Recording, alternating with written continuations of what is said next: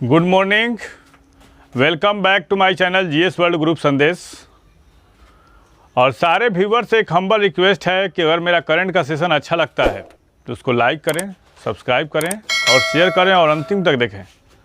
और एक और बात कि बिहार एसएससी ग्रेजुएट लेवल की टेस्ट सीरीज चलेगी शनिवार को 8 बजे से 2 घंटे का टेस्ट होगा, उसके बाद डिस्कशन कराया जाएगा। तो जो भी व्यूवर या जो भी अभ्यर्थी अगर टेस्ट में शरीक होना चाहते हैं वे 8 बजे तक यहाँ पे आ जाएंगे, संदेश बाल विकास विद्यालय। आज हम लोग करंट अफेयर से कुछ महत्वपूर्ण प्रश्नों की व्याख्या करेंगे। हाल ही में 15 जून को कौन सा दिवस मनाया गया? तो वैश्विक पवन दिवस मनाया गया। कौन? वैश्विक पवन दिवस।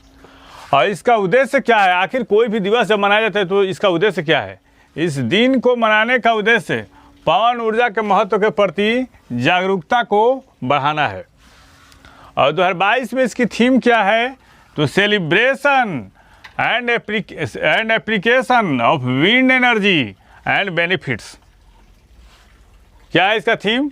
Celebration and application of wind energy and benefits. और किसके द्वारा मनाया जाता है? तो 2007 से यह दिवस मनाया जाता है। किसके द्वारा? यूरोपीय विंड एजेंसी द्वारा मनाया जाता है। और यूरोपीय विंड एजेंसी का मुख्यालय कहाँ है? ये ब्रुसेल्स में है। कहाँ है? ब्रुसेल्स में। 1 जून को कौन सा दिवस मनाया गया? तो विश्व दुग्ध दिवस। 2 जून को तेलंगाना का स्थापना दिवस। 3 जून को विश्व साइकिल डे। 5 जून को पर्यावरण दिवस। 7 जून को खाद्य सुरक्षा दिवस। 8 जून को विश्व महासागर दिवस या ब्रेन ट्यूमर दिवस। 9 जून को प्रत्यानन दिवस। 10 जून को विश्व भूगर्भ जल दिवस। 13 जून को एल्बिनिज्म जागरूकता दिवस। और 14 जून को विश्व रक्तदाता दिवस मनाया गया। और 15 जून को कौन सा दिवस मनाया गया? तो वैश्विक पवन दिवस मनाया गया। एथलेटिक्स में भारत के पहले किस स्वर्ण विजेता ने पावो नुर्मी गेम्स में सिल्वर मेडल जीता है? ये जीते नीरज चोपड़ा, भारतीय सेना में सूबेदार हैं और ओलंपिक में भी गोल्ड मेडल तो रहे ही हैं। इन्होंने 89.30 मीटर जेवलिन फेंक कर सिल्वर मेडल जीता है। इससे पहले इनका रिकॉर्ड कितना था? 88.07 मीटर का था। और टोक्यो ओलंपिक में इन्होंने कितना फेंका था? 87.58 मीटर भाला फेंका था। और पावर नुर्मी गेम्स कहाँ हुए हैं? ये हुए हैं फिनलैंड में। कहाँ पे? फिनलैंड में। पावर नुर्मी गेम्स फिनलैंड में हुए हैं। और स्वर्ण पदक विजेता इसमें किसने रहा? कौन व्यक्ति रहे? तो ओलिवर हेलेग रहे। ये फिनलैंड के हैं। इन्होंने 89.83 मीटर जेवलिन फेंका है। 89.83 मीटर फेंक कर स्वर्ण पदक विजेता रहे। कौन? ओलिवर हेलेग। चो सुन हुई किस देश की महिला विदेश मंत्री बनी है? तो उत्तर कोरिया। और उत्तर कोरिया का एक जो कदम है ये पहली बार हुआ है जब उत्तर कोरिया में किसी महिला को विदेश मंत्री बनाया गया है। और किसका स्थान लिया इन्होंने? सी सोन गोन का स्थान लिया है। और यहाँ के सर्वोच्च नेता कौन है? Kim Jong Un. राजधानी कहाँ है? प्योंगयांग है। और यहाँ की मुद्रा क्या है? उत्तर कोरियाई युआन है। और उत्तर कोरिया और दक्षिण कोरिया के बीच कौन सा पैरेलल लाइन है? 38 डिग्री पैरेलल लाइन है। 38 डिग्री समानांतर रेखा है। कौन? 38 डिग्री समानांतर रेखा है। भारतीय रेलवे द्वारा पहली थीम आधारित भारत गौरव ट्रेन कहां से कहां तक चली? कोयंबटूर नॉर्थ से साईनगर शिरडी तक। ये बताइए भारत में पहला श्रमिक स्पेशल ट्रेन कहां से कहां तक चली थी? तो लिंगमपल्ली से हटिया तक चली थी। और भारत का पहला किसान स्पेशल ट्रेन कहां से तक चला था? तो देवलाली से दानापुर तक। कहां से? किसान स्पेशल ट्रेन कहां तक चला था? ये चला था देवलाली नासिक। देवलाली से दानापुर तक। देवलाली से दानापुर तक। और श्रमिक स्पेशल ट्रेन कहाँ तक चला था? श्रमिक स्पेशल ट्रेन कहाँ तक चला था? श्रमिक स्पेशल ट्रेन चला था कहाँ से कहाँ तक? ये चला था लिंगमपल्ली से हटिया। लिंगमपल्ली से हटिया तक। लिंगमपल्ली से हटिया तक चला था। और भारत में पहली गरीब रथ ट्रेन कहाँ से कहाँ तक चली थी? गरीब रथ ट्रेन ये चली थी सहरसा से अमृतसर तक। कहाँ तक? सहरसा से अमृतसर तक चली थी। और भारत गौरव ट्रेन की शुरुआत, पहला भारत गौरव ट्रेन कब चला था? 2021 में। और इस ट्रेन का उद्देश्य क्या है? इस ट्रेन का उद्देश्य देश की समृद्ध विरासत और श्रेष्ठ ऐतिहासिक स्थानों का प्रदर्शन करना है। और एक बार में कितने यात्री जा सकते हैं? एक बार में 1500 यात्री इस ट्रेन से जा सकते हैं।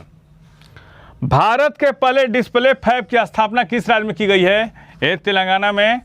और इस योजना की लागत कितना है? 24,000 करोड़। इसे होगा क्या? इसे स्मार्टफोन, टैबलेट, कंप्यूटर और लैपटॉप के लिए अगली पीढ़ी के डिस्प्ले का निर्माण करेगी, जिसमें सेमीकंडक्टर जो होता है चिप का निर्माण होगा।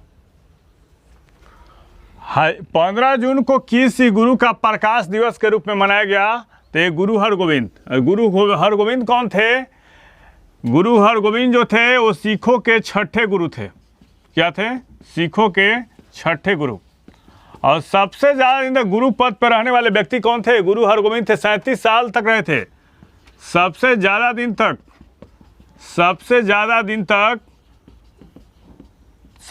तक गुरु पद पर रहने वाले गुरु कौन थे? तो एक गुरु हरगोविंद थे। 37 साल तक रहे थे, 37 साल से ऊपर। और अकाल तख्त की स्थापना किसने की थी? अकाल तख्त की स्थापना किसने की थी? अकाल तख्त की स्थापना किसने की थी? गुरु हरगोविंद। और गुरु हरगोविंद किसके लड़के थे? तो गुरु अर्जुन देव के 5वें लड़के थे। जून 2022 में पहली बार फीफा नेशंस कप के लिए किस देश ने क्वालिफाई किया है? तो भारत ने किया है। कौन? भारत ने नेशन सीरीज 2022 में प्लेऑफ में कोरिया गणराज्य और मलेशिया को हराकर फीफा नेशंस कप के लिए क्वालिफाई किया है।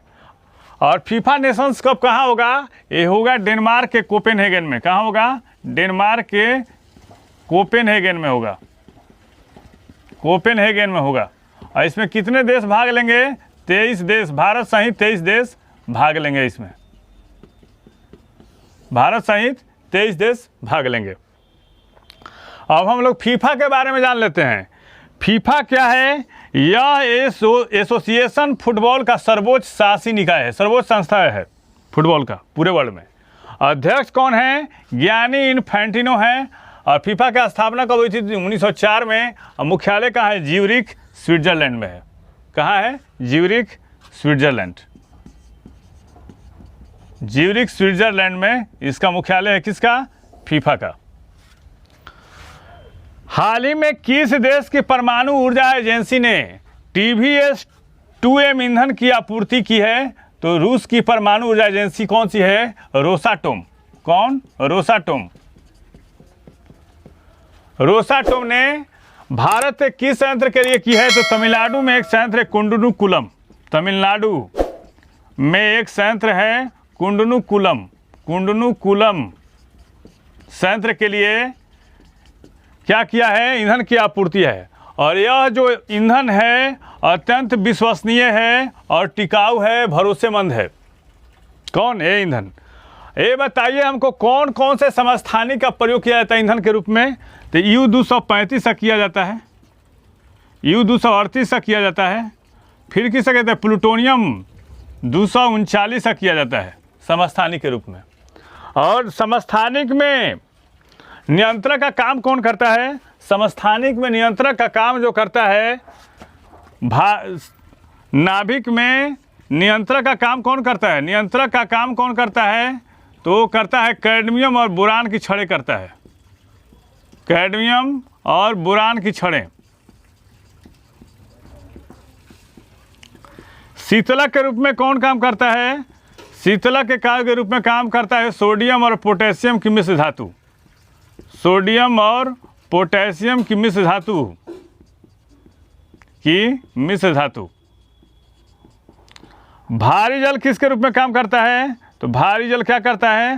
मंदक के रूप में काम करता है। कौन? मंदक के रूप में काम करता है। भारत की पहली केंद्रीयकृत AC रेलवे टर्मिनल कहाँ पर शुरू किया गया? ये किया गया है बेंगलुरु में। और बेंगलुरु में ultra luxury sir M Visvesvaraya railway terminal को चालू कर दिया गया है। और वातानुकूलित रेलवे टर्मिनल की लागत कितना है? 314 करोड़ है। और इसमें क्या होगा? इसमें सोलर रूफ टॉप पैनल और रेन वाटर हार्वेस्टिंग मैकेनिज्म से जुड़ा हुआ है।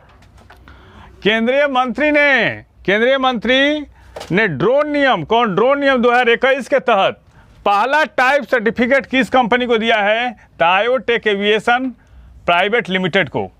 और आयोटेक एविएशन लिमिटेड, इसका स्थापना कब हुई थी? 2017 में। इसका मुख्यालय कहाँ है? गुरुग्राम में। और क्या है आयोटेक? यह भारत के कृषि ड्रोन के अग्रणी निर्माताओं में से एक है। आयोटेक का मुख्यालय कहाँ है?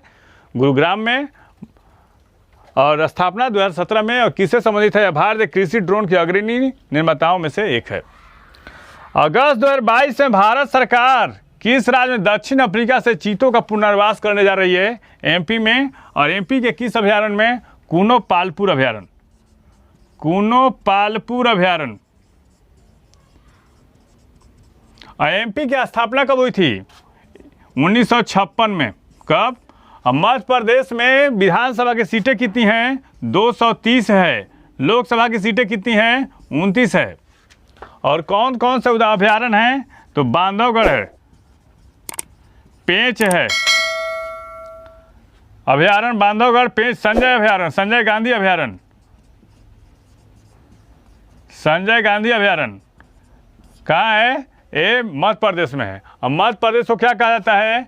बाघ राज भी कहा जाता है, घड़ियाल राज भी कहा जाता है, घड़ियाल राज भी कहा जाता है। और मध्य प्रदेश की जीवन रेखा किसको कहा जाता है? किस नदी को? तो ये कहा जाता है नर्मदा को कहा जाता है। मध्य प्रदेश का हाई कोर्ट कहाँ है? ये है जबलपुर में।